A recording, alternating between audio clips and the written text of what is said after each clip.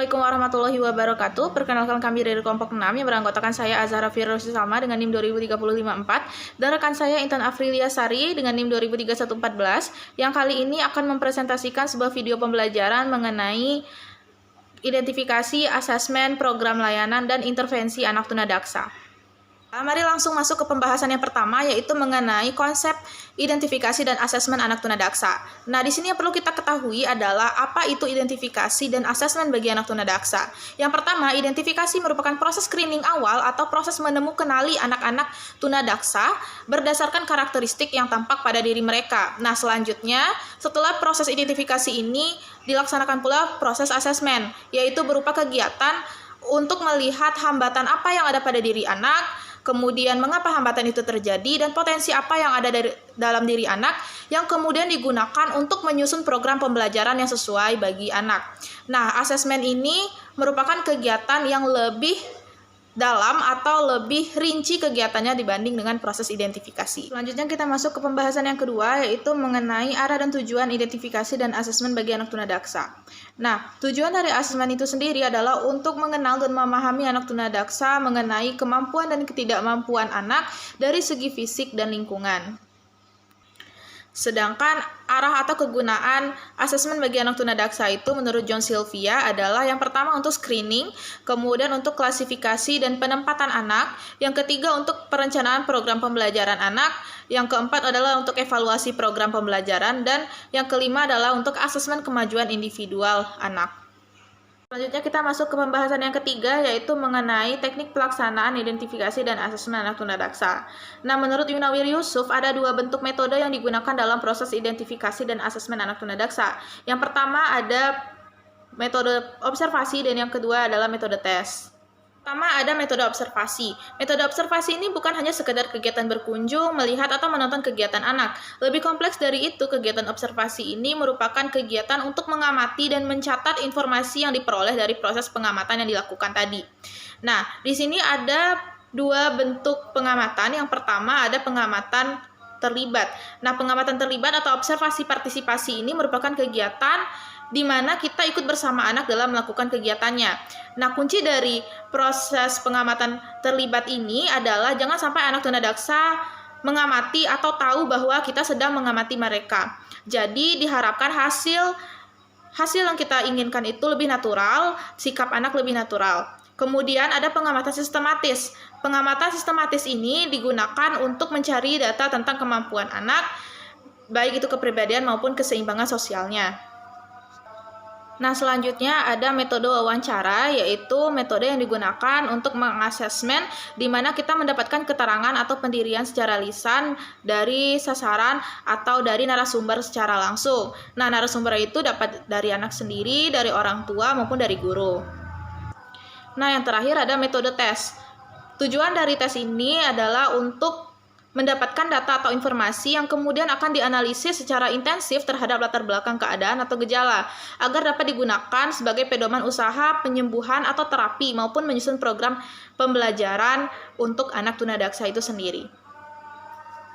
Kemudian materi selanjutnya akan dilanjutkan oleh rekan saya Intan Afrilia Sari. Kepada Intan, dipersilahkan. 4. Pemeriksaan klinis.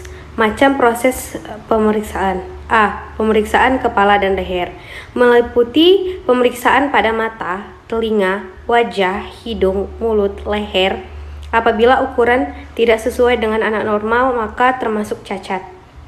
Selain itu, dilakukan juga pemeriksaan pada bagian pemeriksaan mata. Dilakukan untuk memeriksa ada atau tidaknya kelainan anatomis pada mata, misalnya katarak, juling, atau gejala peradangan.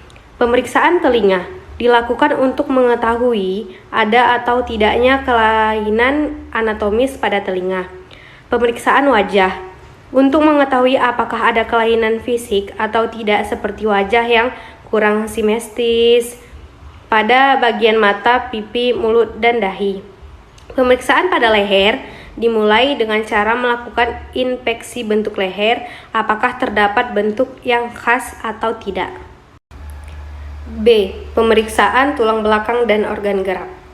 Pemeriksaan pada tulang belakang. Pemeriksaan ini dapat dilakukan dengan cara mengamati dari belakang, memiringkan badan dari sisi yang satu ke sisi yang lain, dan memutar tubuhnya dari satu ke sisi yang lain. Pemeriksaan pada anggota gerak.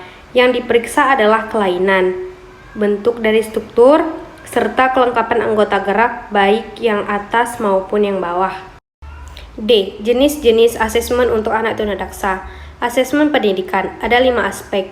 Yang pertama, aspek perkembangan kognitif. Kedua, aspek perkembangan sosial. Ketiga, aspek perkembangan emosi. Keempat, aspek perkembangan motorik. Kelima, aspek keterampilan menolong diri. Asesmen medis. 1. Untuk mendeteksi atau menentukan ada tidaknya kerusakan organik.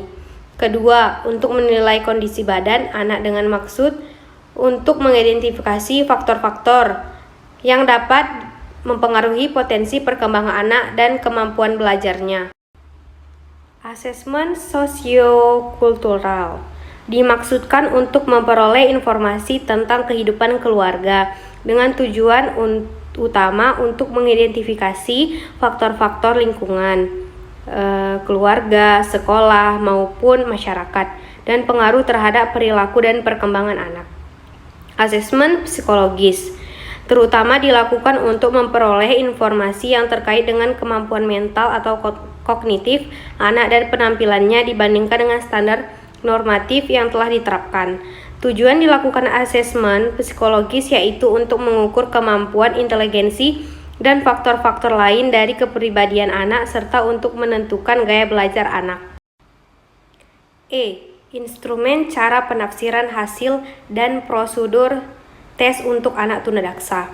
Instrumen asesmen di PRSBD Profesor Dr. Suharso Surakarta terdiri atas beberapa macam sebagai berikut. Yang pertama, instrumen asesmen awal. Yang kedua, instrumen asesmen lanjut.